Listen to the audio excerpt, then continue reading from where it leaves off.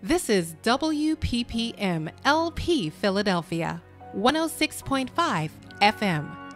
I'm Tara Lake, and you're listening to a special edition of a Philadelphia Literary Moment, featuring an interview with Dr. Utz McKnight, author of the new book, Frances E.W. Harper, A Call to Conscience. Polity Press released the book last week. I have the great pleasure of being joined today in this special edition by Dr. Utz McKnight. Dr. McKnight is the chair of the Department of Gender and Race Studies and a professor of political science at the University of Alabama. And his exciting new book is titled Frances E.W. Harper, A Call to Conscience. As you know, we've had a wonderful time in recent months exploring and celebrating the work of Philadelphia's own Frances E.W. Harper, who spent a wonderful life of activism, not only here in Philadelphia, but significantly here in Philadelphia, along with many other parts of the country. A trailblazer in so many ways. She was a writer, a poet, an activist, an author, a speaker, a person who utilized her many creative gifts as a writer, an orator, an activist for the greater uplift of people of color and also women here in the United States toward a greater vision of equality and a greater vision of a country that could live out its creed as a people, in her words, all bound up together. And so we are so excited to have Dr. McKnight with us today. And so without further ado, Dr. McKnight, thank you so much for joining us. It's such a pleasure to have you here. I have so many questions for you, and really just wanted to open and start with your sharing a bit about what inspired your work on this wonderfully exciting book, which, by the way, I should tell listeners that I was able to sneak a copy myself earlier today. Please tell us more about your inspiration for this work.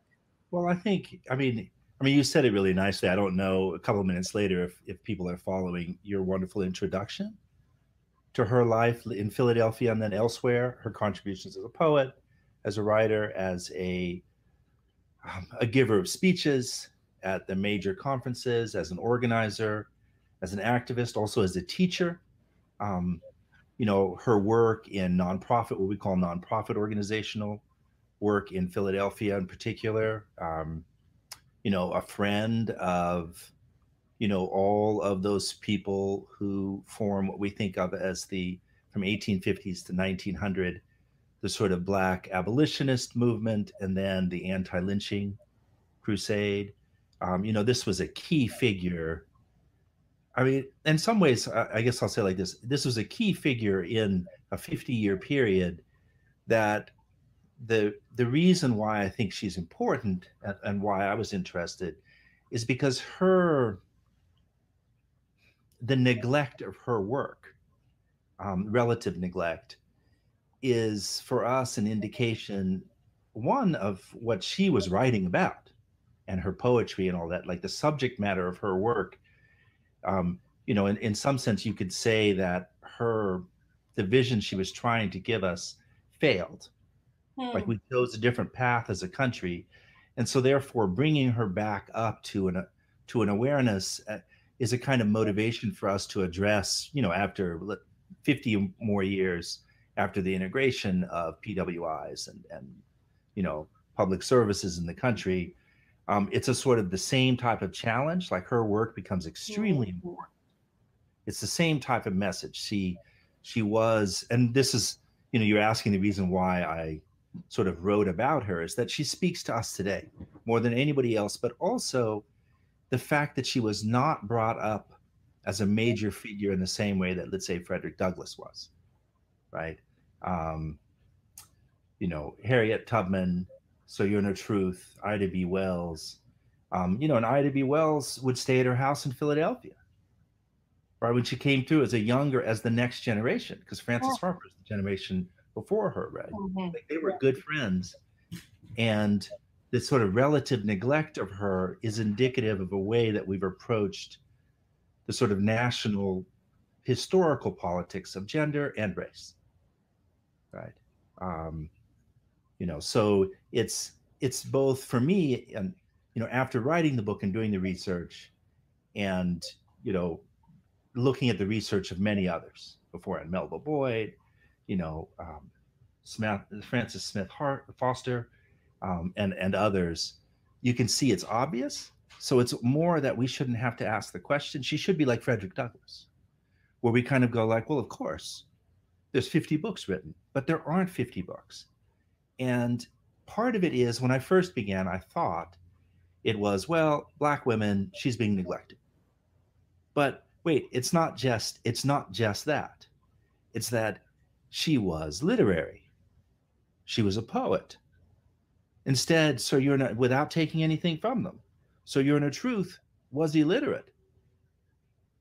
What you do now, if you think about it, who would you choose? You choose, of course, a powerful force, Sir Urinal Truth, right? Of course.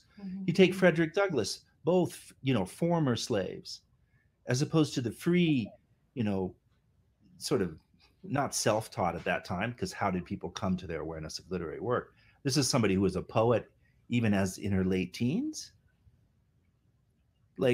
And she writes 4 novels, right?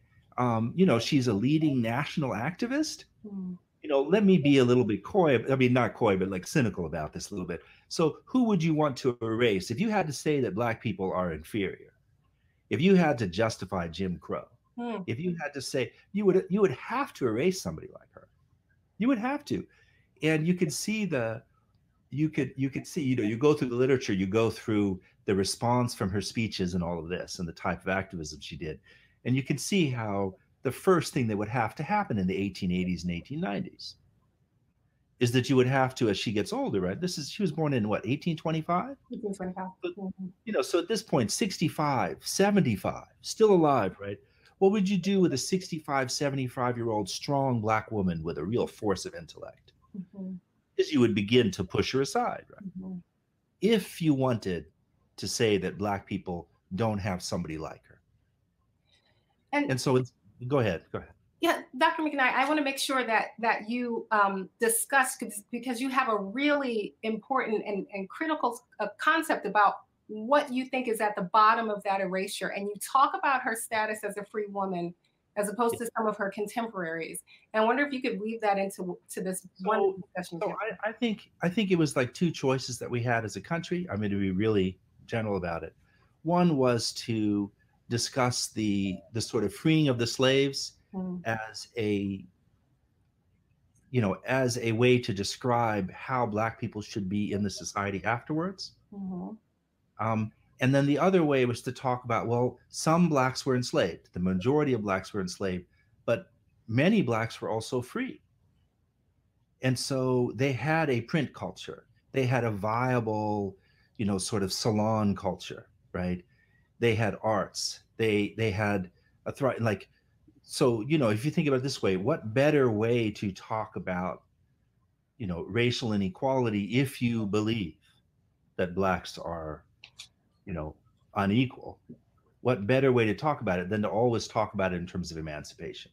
We freed you, somebody says, or you freed yourself. You need, and you think about Booker T. Washington's argument to reduce it, this idea of, well, we're not yet ready for civilization. And so Frances Harper goes, excuse me, right? Like, what do you mean? Like the civilization that, there's something else that, I'm the contemporary of all of you, and think of it in a different way. Like I could reduce the whole thing, like the way, your first question. This is a person who wrote 4 books. She has countless volumes of poetry, right? Yes. Okay. This is 1860, 70, 80, 90. If somebody who was not of color had written 4 books, a woman, and had all the poetry and had been an activist and organizer, would we think of her as the foremost citizen of that last half century? We would. And so her erasure is a problem for us, right? And it is not a problem because we like to do this now, right? The Black community likes to do this now. where we say, well, there's internal conflicts and choices and all of this. That's not actually what took place, right? In the response to, you have to, and I don't know how you've been doing these moments before, but, if we think of the nadir of the Black experience in the United States, 1870s, 1880s, 1890s, the incredible lynching, the EJI lynching memorial is just two hours drive from here down in Alabama, right? Down in Montgomery. And, the thousands of people who were lynched. This is that time period. And so, there is a narrative that has to take the response by the Black community is, we're in danger. We're under threat. They are, you thought you had rights, you don't have rights, like all this type of thing. And so somebody, Frances Harper as an academic or as a public intellectual, right? As a writer, as a poet, she has no place in that. She has no place in that narrative. It is only when that after the turn of the century and you get up, a couple of decades into Harlem Renaissance, and we bring the Harlem Renaissance up, right? But we bring it up because, all of a sudden these people are writing. And we forget. And what I worry about, and I know you do too, and your listeners do too, is I worry about how many other people have also been erased. Yes. How many others? It was not just her. There were salons. I mean, she was speaking. Not only did she, of course, speak alongside Sojourner Truth, at the sort of abolitionist rallies, right? But after the Civil War, remember, there's a vibrant, and Black people are freed, right? Those in the South and in the North who still were enslaved. This type of, or in that type of status or contract, where are those people around her? Where are the other intellects? So I think you and I are faced with an incredible opportunity. The next 20, 30 years, there's going to be so much archival work uncovered. And we're going to realize, and this is the thing for us, and your listeners, we're going to change how we look at the US, because we're going to change how we look at Black life. And we're going to realize that if in the 1820s and 30s and 40s, Uriah Stewart, et cetera, right?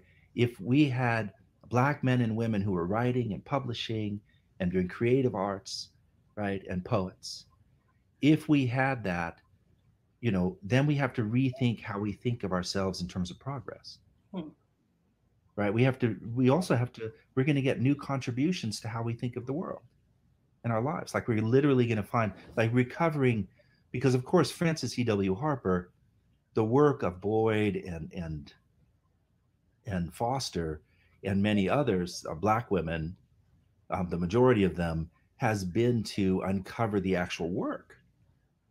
Because it's been a lot of library archival work to be able to uncover, like the 4 novels. Yes. You see, like all that type of work, that's what's going to happen in the next 20 years. And I'll say like this, and I think it's very important. We wonder, you and I and others, 50 some years after integration, right? Or the civil rights movements, that, the accomplishments of the civil rights movements, we're still wondering, what is the African American supposed to benefit from being in the academy? We're still wondering about that. The verdict is still out. We're still fighting. Is the price of the ticket, as Baldwin says, is the price of the ticket, the bifurcation of the Black community into a group of excellent, accomplished individuals, and then poverty and misery and all of the other stuff, which is very similar to Jim Crow. Yes. Right. So I think that one of the things that supports our verdict, the work that you and I do and others, is the fact that we can do this archival work.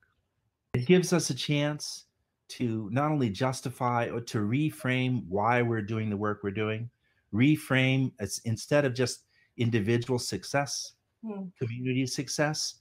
Because one of the things about Frances Harper that I will stand for, everybody has a different vision of this person, a different way of talking about this person's work, because this is an incredible individual, right? For me, it's that she was a visionary for our community, and the community as an integral part of the American democratic project. Like, there's no question that in her last, in Iola Leroy, in Trial and Triumph, the book just before that, Yes. is that she is acknowledging the collapse of possibility of a democratic project, which is what we think of today as America, right? And so now, what is it? Here we are, 2020. How well are we doing in this project? Mm. And you know, for Frances Harper, and for us, and I, you know, I'm a professor, so I'll go on forever. So I'll stop in a second, right? For us, we know that it is really our responsibility. Yes. Like if we don't do it, who's going to do it? Indeed. You know, Dr. McKnight, I wonder if you could speak to you in our discussion so far. You've reminded us of the importance of Harper's presence in Black academic circles and Black literary circles, in the Black press, which was prominent and which I think as Americans generally is not something that we talk about at all. And you have situated her along with David Walker and David Walker's Appeal and people like Mariah Stewart. And you also do something interesting in your book where you compare the success that she's able to have. So she also has a marketability. And she has a level of success that other authors who we know much better. So you give us the example of Walt Whitman, and you say Blades of Grass. How many? 100 copies or something along those lines. And here Harper is going into 5 printings and 10,000 volumes sold. And you talk about the fact, you make the statement in the book that you believe that this is the generation that intellectually, socially, academically, that this is the generation that is prepared to consider and to at least move toward an acknowledgement of Harper as perhaps the most important literary voice of the second half of the 19th century. And I wonder if you could tell us a bit about why, what is it about this generation? What is it about, you and I spoke briefly before, and you talked about the recovery of the work of Harper that has been done heroically, in large part by African-American women in the academy. So what's, you've just kind of brought us to the moment where you say things are changing, we have a possibility. What's happening, and why do you think that rescue moment is possible now? So on the one hand, you could see the tension in the last few decades, right, between sort of like how to accommodate, like, or a canon argument. What's the canon, right? Yes. And what are we supposed to be both teaching the next generation? How are we both supposed to think of our society? But that tension, you could see Harper as trying to resolve some of that by offering up, you know, by the standards of a sort of scholar activist, the poet, like how you're supposed to contribute to society. You could see Harper as, you know, representing, and actually it's a very nice way to put it, the way you just asked me that question. And that is that it is only now when we begin to look for people speaking from a particular perspective, right? We listen to music differently, right? We pay attention to poetry differently and literature from, and that's what I meant by the sort of canon argument. We're beginning to figure out, as Bell Hooks says very early, right, in Bell Hooks' career, from margin to center. Yes. We're beginning to challenge what we mean by center. And if it is not just a collection of disparate communities, but what we do together. And so what we've done, and I'll be more succinct, I think what we're doing together is different than it was in the 1950s and 1960s. I think what we're doing now together, even though it is full of conflict and contradiction, right? There's a part of that which is generative, which is something that we need to do that was not possible when here you have Harper speaking to mixed audiences, audiences of just white women, audience of just white men, right? Speaking with actually great social hostility to her person because she's a woman and how dare she speak in public, right? Speaking alongside former the formerly enslaved as a free woman, partially going out west also as part of a political movement, right, to argue for emancipation and about abolition. And here she is. Let's hold her time and thought for a moment. You're talking about a population which is largely illiterate, with only one text probably in the household, and that's the Bible. Mm-hmm. And here she is, and she's putting together and she has what we call now like a chapbook, right? A collection of, let's say, 10 poems that she would then sell sometimes at the events, right, to earn a little bit of money, but also then give away, right? So all of a sudden what she's doing is she's introducing something in addition to the Bible into many, many homes around the country, right? And she is also, and this was one of the things that's very important about Frances Harper, is that somebody would read it and it was a public event. So her speaking was sort of emulating how you would absorb her poetry. It is not like we think now, especially right now with COVID and everything, is sitting in our houses and reading a book. Instead, it was, read this short poem and talk about it amongst 4 or 5 people in a one-room house, right, of the formerly enslaved in, let's say, Alabama. Yes. Right. And so and the reason why I'm saying that is, imagine how important it was. Imagine her role in offering up, yes, with religion, right? But offering up translating, in some sense, certain very important ideas about the American polity and democracy, translating that right into people's living rooms. There's no TV, there's no phone, right? And people can't read. And so what she did was, I want to give her credit, and I'm speaking to this then, the Whitman issue. I want to give her all the credit for having figured out a way to reach tens of thousands of people, right? Not just a very rarefied elite, like we call Whitman, even though, of course, Whitman is talking about the importance of this sort of democratic poet. Like, who's the democratic poet in the room? Frances Harper comes and says, well, I don't know. I mean, yeah, it's mostly Black people, so maybe you don't care, but the fact is, and she does go with Sojourner Truth and others, right? Mm-hmm. She does go south after emancipation and teaches. Like, she has her bona fides in that way. She puts herself, she's on the lecture circuit, right, down south. And what do we mean by lecture circuit then for her as a poet? And I really think it's important because you've been working with Frances E.W. Harper now for a bit, is to understand that, her poetry was what was passed out.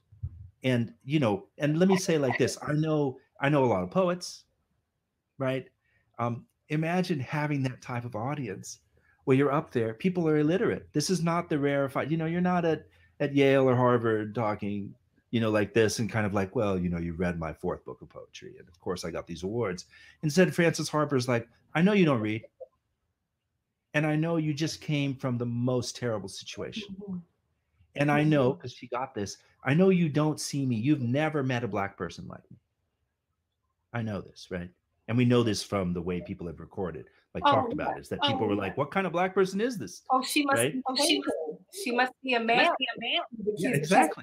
Exactly. Caucasian and I want to say, okay, so when I'm speaking about this, I need everybody to understand and never forget, because part of the reason this problem of erasure, everybody is erasing the fact this is a Black woman.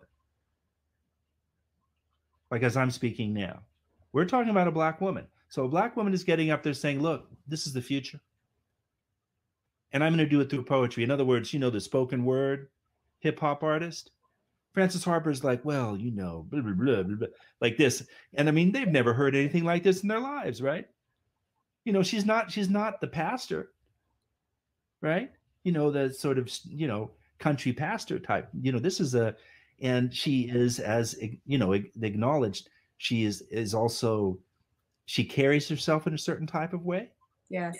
So she offers up not a respectability vision, but instead a way to walk from where we are in our suffering and also our success, to think of a way to do things together.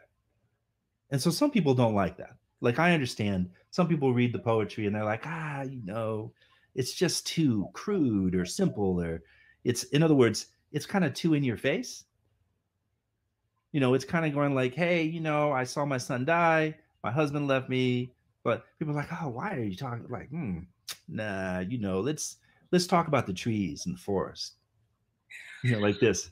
But she's handing, as a poet, the importance of, I think, the utility in her work, that she recognizes that. It's why I think so many of her poems are picked up and become hymns that people sing, right? That people find ways that they can engage her work and carry her work with them. I think it's why she's able to recite her poetry, as you say, when she's giving her speeches, that she's able to find that her poetry has legs. I think in the way that that other poets, I should say, other poets may have had the luxury of not having to consider those things, but we see that Harper does, and as a result, her poetry had so much life, right? And you think about it, no, I mean, it's excellent. I mean, it obviously, we're in the same community of scholarship with this, right? So you just answered the question of why we can consider it now.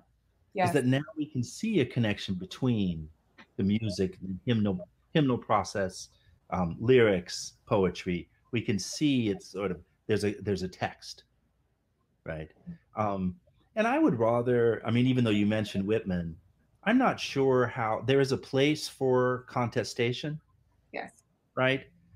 And so I'm not taking that away at all, because of course I write that in the book, right? I write it to be provocative. So I need to provoke, to get people to think about the narrative they do accept of sort of intellectual progress, the concepts we use and how we think of the poet, and then the counter, which is Frances Harper and many others, right? So she is up there on the podium, your stage, with Sojourner Truth. Now, Sojourner Truth goes before her. She's older, in every way, right? A better known figure. Yes. Frances Harper is young. She's in her 20s. What does Sojourner Truth do? This is just to confirm how you're talking. So people think that Sojourner Truth is up there speaking about the horrors of slavery. Sojourner Truth sings. People don't understand. She sang. Mm-hmm.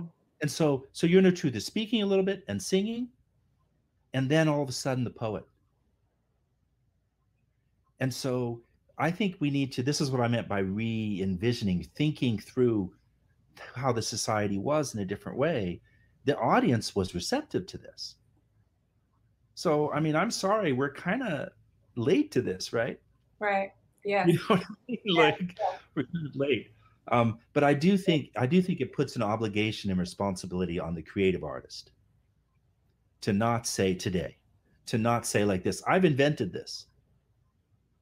Wow. And instead to go like, so what new things let me look at Frances E.W. Harper's work, like all of her work, or the work that resonates with you, and figure out, not neglect it, but instead, no, I'm responsible. Like, because I think responsibility to Black women in our lives, to Black men in our lives, to everyone in the community, and of course, then the larger question of the society, but everybody in the community, is to respect and honor the work that's come before us, and realize that it's okay if you kind of reproduce what somebody's done. It's okay. There's nothing wrong with that, right? But you don't have to do that. You don't have to pretend. Well, it's not, I don't want to be negative, but you should be able to, acknowledging what has come before, I think, is the key to our future. It really is. Yes. Right? I get Frederick Douglass, of course, and Du Bois. I was trained up in that tradition, right? Delaney, the men. Yes.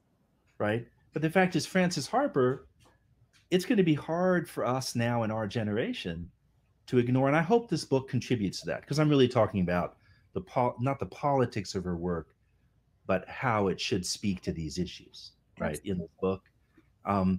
I hope we get to a stage where we feel we can't just ignore somebody with 4 books and all the poetry and the activism just because what, she's a Black woman? And we can't ignore, I think, a movement in that period toward a greater radicalism that signified by somebody like a Martin Delaney, and then not have that conversation and then not bring Harper into that conversation. That's right. That's right. That's right. That's important. Everybody, you are listening to WPPM-LP FM 106.5. My name is Tara Lake, and this is a Philadelphia Literary Moment. I'm here with Dr. Utz McKnight of the University of Alabama, and he is discussing his wonderful new book called Frances E.W. Harper, A Call to Conscience. In addition to the artistry and the scholarship and the activism of Harper, there's an ongoing stream of the very real issue of Harper's survival, her need to survive, and how especially these economic concerns exist for Harper sort of throughout her life as an artist. You speak about her having to leave her educational pursuits under circumstances that are not necessarily, we don't know that much about that, given, of course, that she was educated in her uncle's school. And from moment to moment, you talk about the ways in which she is also finding ways to survive as an artist. And I wonder how much that has to do with the choices that she makes, even in how, and we're talking about this, I guess, a bit already, but like even in terms of how she chooses to share her work. For example, serializing her first 3 novels, or finding ways to sell her poetry at her speaking engagements. You mentioned that she wasn't necessarily paid for many of the speeches that she delivered. And I wonder if you could help us to understand, is that like a superpower that Harper has? Really, her need to survive and her placement as an African-American woman who is really seeing to her own survival. She doesn't marry, she's 30, very late at that time. She married at 35 or a bit after 35. And so having to figure this all out, is that a superpower? How is her work impacted by that? I mean, the easy answer is, of course, yes, it is a superpower. You know, in the sense that, of course, when she marries, I mean, against tradition, this is not the reality of women's lives. Yes. But against tradition, she is the one who brings the resources into their life.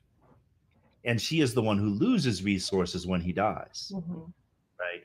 So, you know, there's no contribution in that way, except, you know, a sort of respectability and, you know, a man can own property and a woman can't, and the things that she speaks about, right, in the movement stuff. Yes. You know, it would be nice for us to say, because I think we like to do this, we like to say, oh, imagine if a Black person like her could have been in the academy and what she could have written and all of this. I think we should be careful is that I think we should be careful to think about her genius as one that we all have in a particular way. So I say superpower in kind of quotes, right? Is that, can we adapt and meet the opposition, the adversity that we encounter? At the same time, and her genius is being able to do that, right? But at the same time, I can't, you know, in the work that I've done to look at her life and all this, I can't imagine having succeeded with the type of adversity, you know, coming from poverty in a particular way. I mean, in a middle class family, but relatively neglected, having to find her own way, using what education she had, being the first Black woman hired at Wilberforce to teach seamstress, to teach sewing, yes. Right? Leaving after a year, trying all these different things to find a way to survive. You could say it like that, but, you know, I think that diminishes her creative work, right? Mm. You know, to say that she just did this to survive. No, I think you could say it like this: talk about an American spirit. Yes. Let's talk that way. Talk about the fact that she came from very little, with almost no resource, with no support. If she had failed at any one moment, she had to find something else. So she fails at a dairy farm, right? Because the bank repossesses the dairy equipment upon the death of her husband, right? She can't pay the debts because as a woman, the debt's not hers. So, and she comes back, she starts, she's very young children, and she goes back on the circuit to make money, makes money, comes back to the farm only to find out that the equipment has been stolen by a neighbor. Like, come on, people. And the neighbor, this is, but perhaps what's interesting about this is how it's sort of, you don't know where it's coming. In Harper's life, it's sort of, you don't know where it's coming from. This is a neighbor that, I mean, this is minutiae, but it's not. This is a neighbor that she and her husband at one point had helped. They left some money. And then he goes so far as to, he files this. I know this is not in your, I don't think, is this in your book? I don't know. No, I avoided these types, I know, you have to make all of these decisions that I know, but it's not, but it is, because it's so much a part of her politicization, I suppose, so much a part of what we talk about, of her awakening as a feminist. These types of things, just what you're talking about, that she recognizes that if I were a man, and she says as much in her work, if I were a man, as you know, if I were a man, this would not have happened. This man goes and bears witness against her, calls her an alien, basically, so that he can get access to her property. So, anybody but the woman. And so this kind of, oh my goodness, I'm so sorry. So I'm so glad that you brought that up. No, and I'll say like this. Let me say like this, because I know this is my job in a way, but I want to remind everybody that this event that we're talking about, did she know that she was a Black woman who had to make her own way before this? Did she, at every turn, she was told to her face that she could not help in the Underground Railroad because her status from, as free from Maryland was made her vulnerable. But what they're really saying is, young woman, we don't need your work, right? Like this, you can contribute in this way. Like how many Black women have been told, well, we can help, you can help in this way, but not that way. Oh yeah. Oh yeah. And you hear that in that. So all of her life, she's been told, this is somebody who all her life was told, no, you can't do that. And all of a sudden, like she had to accommodate, like, how can I get up on stage? How can I get my poetry out, or get a space for my own creative work? So what I want to emphasize here is that imagine the creative force to drive her not to work as a servant. Remember the help? Yes. Not to work that way, but to say, I'm going to do this through poetry. I'm going to do this through writing. Yes. Did she have to serialize her novels? Yes, because who's going to publish the novel of a Black woman? Exactly. Yeah. Like there's no space for that. What I do like though is that within the Black press, it's really important, because I think there's some healing we need to do as a Black community today, right? Within the Black press, yes, but within the Black press, you notice that her work is alongside the work of Black men. She's included from the very beginning. Yeah. And this is a young Black woman. So, we can say that there are lots of complications. It's true. There are lots of gender issues, there's sexuality, there's all that stuff for us as a community, right? There's class issues, there's all that stuff. I'm not neglecting any of that. But it is a caution for us that in the 1850s and 1860s, Black men and women published together. And, we can say, oh, it's poetry as opposed to that speech by Douglass. But I'm sorry, like Frances Harper had plenty of speeches. Yes. Like this, like, let's not. And one of the things that we're not talking about is that she was also what we might consider a war correspondent, or a correspondent in a way that her missives from the South as she traveled was very important to the Black free community, always free community, and newly free community up in places like Philadelphia, Like they read her, her sort of descriptions. This is almost like Hurston, the anthropologist. Yeah. With eyes are watching God, right? And one of the things when you talk about poverty, it's a shame for us. It's embarrassing that we allowed Hurston to die in poverty, right? Mm. And so this is somebody who, she did not die a wealthy woman, but Frances Harper did manage to succeed. Yes. And she is one of the few, because we should, as we're talking this way, we should not neglect the fact that she did well enough to donate money to all the causes she cared about. Now, you're talking about a Black woman in the 1860s, 70s, 80s, 90s. As a poet, she made money. So I know a lot of people are poets. You try and make money like that in a completely hostile environment with your audience. Black people are poor, right? So she's still making enough money. How many thousands of chapbooks did she say? You know what I mean? Like how much, like she must have sold a lot, right? A lot. So I'm going to go back to something you said though about the loss of the dairy farm, because I know I go on about stuff. Is in that moment with the neighbor, she lends money, right? Like this, in one of her books, because her books are, it's important for the readers to find access to the texts and to realize that they are profound in ways that speak to the everyday for her and the Black community and the larger American community, but also for us today. She has there a moment in which, she talks about, a shopkeeper lending somebody $500, right? And instead of asking for it back, $500 at that time is a huge amount of money, right? Huge amount of money.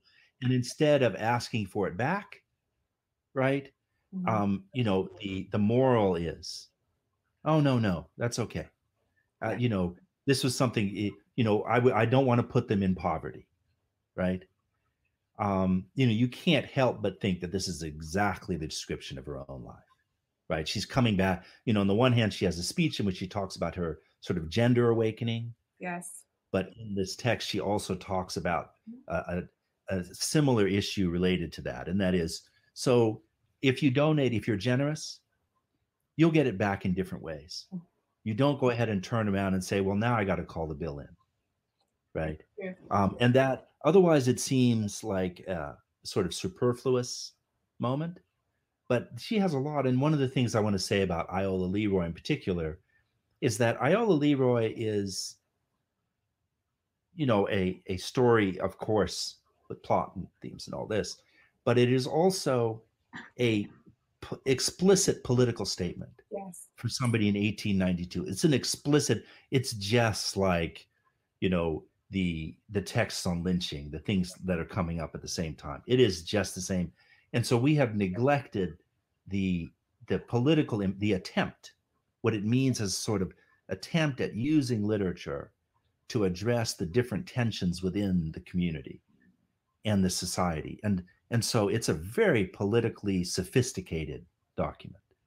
And I want people to understand that as they instead, oh, what kind of text is this? Oh, it's so simple.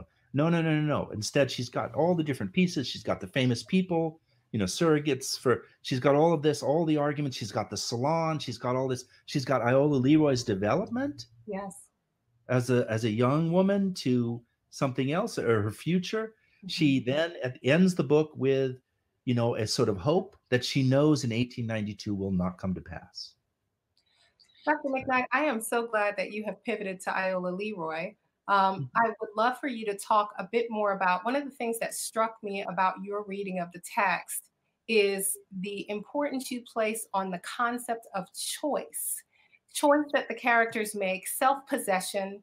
And that's so important, I think, because you just mentioned that Harper, truly, that we can assess her life as a success. We in Philadelphia, oh, by the way, everybody, I have to say this, Dr. McKnight is a graduate of Swarthmore College as well. So there is a local connection there. But we are very proud that Frances E.W. Harper maintained her personal sovereignty, that she maintained her, that she cared for and looked after herself, that she kept her home at 1006 Bainbridge Street in South Philadelphia, and that she was able to live and die on her own terms, and ultimately doing so alone, having buried her husband, having buried her daughter. Yes. But in your reading, you really emphasize the importance of choice around issues of race, around issues of alliance, social and political alliance, not just for Iola, who has a unique kind of choice as a person who phenotypically Yes. can pass as a Caucasian American, but even for other characters, her uncle and other characters in the book. Could you talk a little bit about why that's so important? Yeah, I think so. I mean, because we have something called a genre called the passing novel, right? And so I don't read Iola Leroy that way at all. Instead, what she's trying to do in it, and you also, I think we need to be cautious as a very sophisticated Black readership. Mm-hmm. We have to be cautious not to read in. Yes, of course, you ask the questions that are resonant in your time. Yes. But we have to also be like, why are we asking that question of a text when this is one of the first texts, right? Yeah. Mm. Remember that. Mm-hmm. And this was, a novel, not serialized. Like this was the full thing came out, right?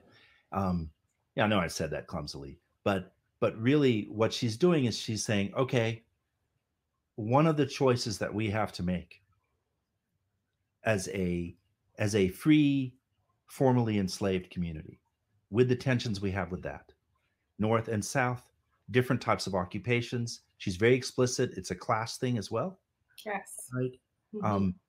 And it is gender all the way through, and there's sexuality stuff in there as well. Right.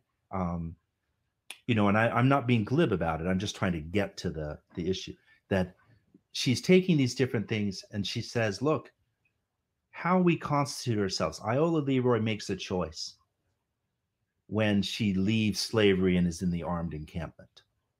She makes a choice of saying, yes, I could do this. And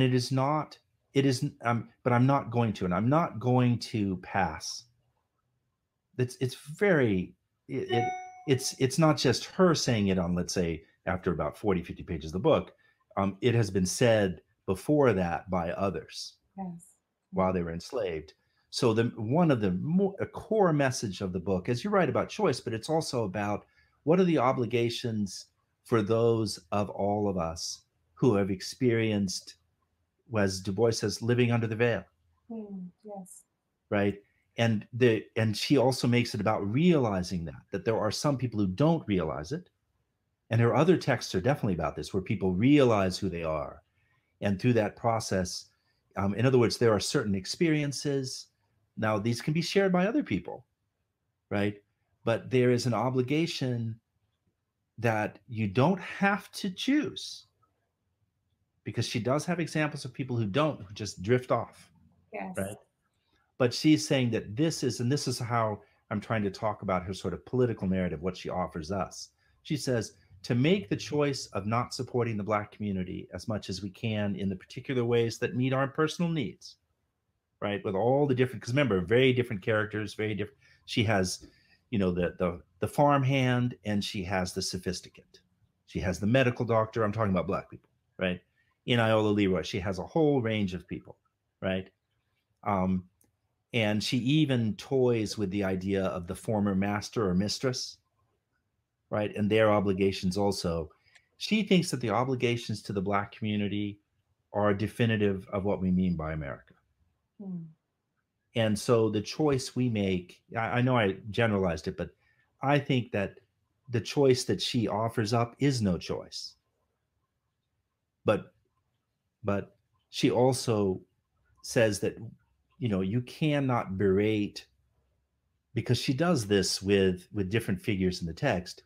You can't not berate those who can't make those choices, who can't find themselves, like there's the white doctor who's in love with her, and essentially it's like we can't sort of close our romantic relationship, the romantic possibilities, because you can't understand the obligation that not just I have, but that you should have.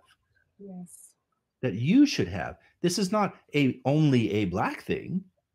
As long as you say, now, as a Black person, I can say, yeah, it's a Black thing, like this, right? And I'm fine. But all of a sudden, I'm looking around, and I'm like, wait a second, that's not what Frances Harper is saying. Frances Harper is saying, yes, there are Black readers for the text. That's something we have to remember. There are plenty of Black, remember, she has a history of being in the Black community, talking about the different things, right? But there are white readers of the text. And she's saying through a series of relationships that she develops, right, that the choices, she actually has like 3 or 4 relationships that she describes as white men in particular, but white women also, making particularly bad choices, if you want to say it that way, right? Like this. But by doing that, there's no question, by doing that, she's also offering up good choices. Yes. And in Minnie's Sacrifice, written right after the war, 68, 69, in Minnie's Sacrifice, the book, I really strongly recommend that readers, listeners, read this. It's of course her first book, right? Like this, even though she has long poems, right? But in Minnie's Sacrifice, she talks about 2 Black women and a Black man who don't know they're Black, who go through the whole sort of journey, sojourn, where they develop themselves in different ways that speak to the idea of femininity, masculinity, gender politics, all this, different choices. And you see a sophistication that we should admire, I think, for a text written like that. Because this is before, you could be in a women's studies course or an African-American studies course. This is, she is coming up with this, right? As part of a community that existed. So the 2 discover themselves, discover basically that they're Black. They have the same type of sense of obligation. That's a very complex obligation, not as people say now, are you down or not? It's not like that. This is like a life that actually involves Minnie's sacrifice. She dies, right? Even though her partner is just as important and lives. And so much of her poetry is about Black women's survival and Black men's sort of the loss of Black men, right? That text talks about what happens if the Black man survives and the Black woman. So does he take on her obligations? And wait, not only does he do that, what does that mean? And so I actually feel I'm disappointed in the end of Minnie's Sacrifice, because he doesn't take on what she has done. Instead, he says, to honor her, I'm going to continue doing what I'm doing, right? That shows that she's, remember, this is a created product, right? This shows for me that she's aware of the problem of gender within the Black community in terms of different types of obligations that are imposed, different possibilities, and the need to push against this, right? I don't know. I just went on about it, but it's about choice. It is. And she comes back to that. She interrogates the same types of things in Iola Leroy many years later. Right? Yeah, the whole time. Yeah. So, later, right? Yeah. Yeah, decades later, she comes back to it. So now remember, she's using her faith in this, right? She's using her faith to kind of glue the community together. And I don't want to emphasize it in a certain type of way, because we think of faith and Christianity often and church going as, we have a real tension with it. Mm-hmm. We have a real tension with it. I do think that, that tension also existed. There are many people, and they're not going to church. There are no churches. There's all this, like this, that time too. So we shouldn't think of her as simplistic. Instead, we should see her using the Bible and the idea of a Christian faith as saying, look, here we have a common language, or common enough. You don't have to do X, Y, Z. What you have to do is think about the type of choices available. And the reason why I think this is important, for her, choices were also about living a certain type of righteous life. Yes. Not respectability, but a certain type of righteous life. And one of those things was giving back to the community. Like a life lived for others is a life that is affirming for yourself. Well lived. Yeah. And a Christian ethic, not just so much a part of her own life. She's the niece of a a well-known in his own right abolitionist educator, founder of a school. Yes. So being Reverend Harper's niece meant that she was going to be, and also having an uncle who was involved in the Underground Railroad and the abolitionist movement. She's going to be educated in that particular Christian ethic. But then, like David Walker, she also finds a way to interrogate the Christian principles that the country ostensibly is supposed to be abiding by, Right. and utilizes that common language and says, here is where we should be, and here is where we are in fact. And it's actually really important that you bring that up, is that, and Mariah Stewart as well, Yes. right? Is that she was actually writing in the tradition, the protest tradition. The protest tradition was written in these terms. So it says something to us that we've moved. I mean, not negative or positive. It just says something that we've moved so far from that. I mean, I like the idea of the problem of choice. I do think it points to a wound that we have today. We have the colorism wound. We have a similar, I don't want to compete with problems, but we have a similar problem with the class issue, right? And we have a similar problem with gender. And Harper is trying to solve that. She's explicitly in her novels trying to solve this. Like she's trying to talk about what's right action, right? And yes, it's confined to the problems of her day, but one of the sowing and reaping is about, a newly freed population. What should their moral action be toward one another? Trial and triumph is what's the cost and possibility of political equality, right? It's very explicit. Minnie's Sacrifice is a novel. It's very, but let me say like this. Okay, so, Cornell's a friend of mine. Cornell writes his text, right? Everybody's got issues. Dyson, everybody writes those. Everybody, Monty Perry, Eddie Glaude, everybody. I'm just like going down a list. Okay. Yes. Right. Yes. Desmond Ward, etc. Are they writing the same type of text? Yes. Okay. They're writing about our condition, right? Yes. And so we go, oh, Frances Harper, the conditions, Black life, 1850s, 1860s, 1870s. What do we care about that? And Black people are saying that. And I'm like, wow. Because as long as we keep saying that, we're not understanding who we really might actually be. And yet we look at somebody like Frances Harper, and I think mostly because she's just too intimidating.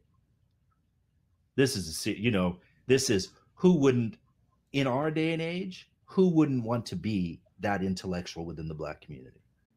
Harper was reviled, lauded, and approved, and she stunned the white community. She overwhelmed them, right? She survived physical assault. You know what I mean? Like she kind of and yet there are no awards. There's no academic full professorship chair of something or other. There's nothing like that, right? Instead, if she doesn't produce her poetry, she starves, right? So, I think what better person to represent us? Thank you so much, Dr. McKnight. Let me say one thing. Don't forget the Philadelphia piece. Decades of living in Philadelphia. Yes. And her home was open. Like, after the Underground Railroad's no longer necessary, in quotes, right? All of a sudden she opens it up, her home, to literary geniuses like herself who do not have the funds and all this. Remember, where are they going to stay? They'll stay at Frances Harper's house. It's a huge thing. It's a huge thing for Black women and Black men. So thank you very much for this. Certainly. Thank you so much, Dr. McKnight. It has been a real treat. This interview was edited for time. To hear additional excerpts from Dr. McKnight, please visit my website, www.taralake.com. That's www.taralake.com. Thank you so much for listening to this special edition of A Philadelphia Literary Moment with Dr. Utz McKnight, author of the new book Frances E.W. Harper, A Call to Conscience, published this month by Polity Press. This has been Tara Lake on WPPM-LP Philadelphia, 106.5 FM.